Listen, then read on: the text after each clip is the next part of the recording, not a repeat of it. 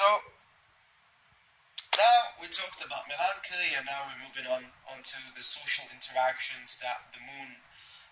The moon. Now a lot of people talk about like the moon and occult powers and all that. I wouldn't really go into that area because I really want to keep this as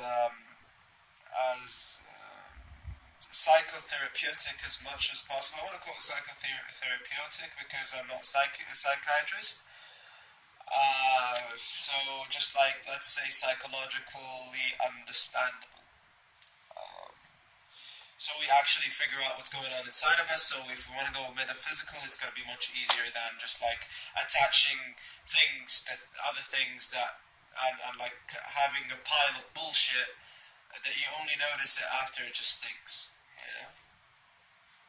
So when it comes to interaction with the other, um,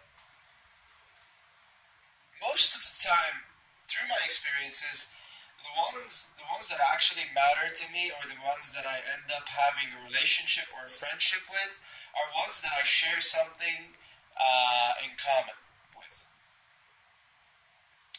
At the end of the day, we most of the people that we interact with, we share something in common with them. We're made of the same atoms, you know.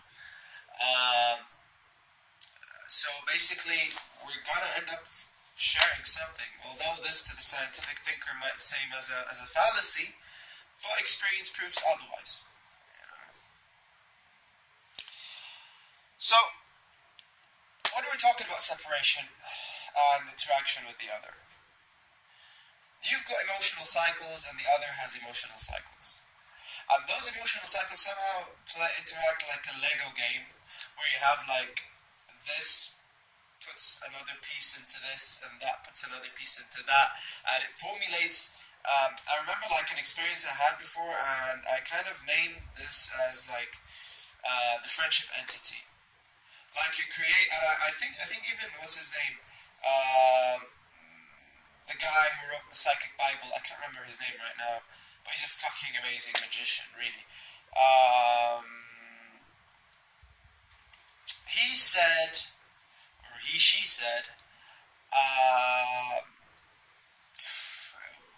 yeah, there's a third being that gets created when you get in a relationship or a friendship.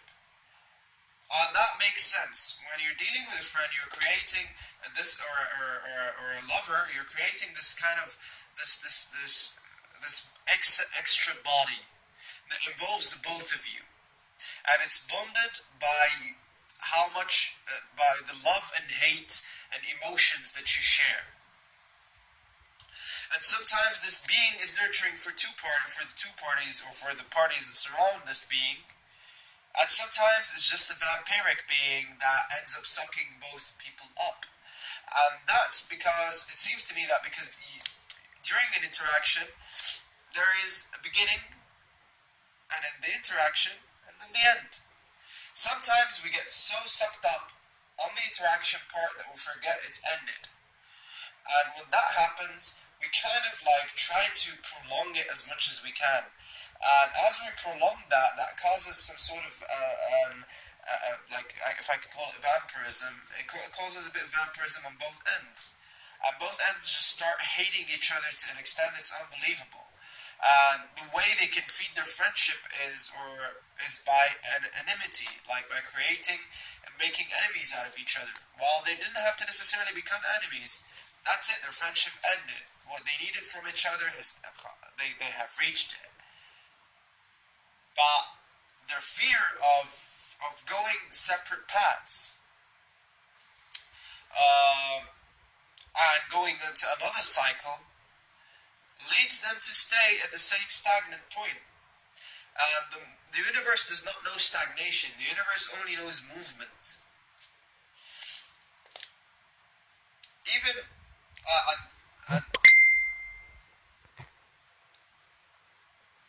in that case, excuse me as I delete message. So basically, what we were talking about, yes, separation and interaction with the other. And when you're dealing with a situation where you actually have to delete a person of your life and get deleted from that person's life, there's a lot of shit to deal with. Like, for example, shall I confront him or her? Shall I tell them off? Shall I? You don't need to do anything. You really don't. The thing has ended. We passed the tower. That's it. The tower is the end. And we passed through the star.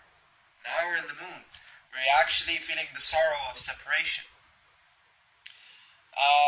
You would find yourself actually like wanting to go back to that end and restart the interaction. So you feel like you're actually restarting cycles and all that, and we can evolve together.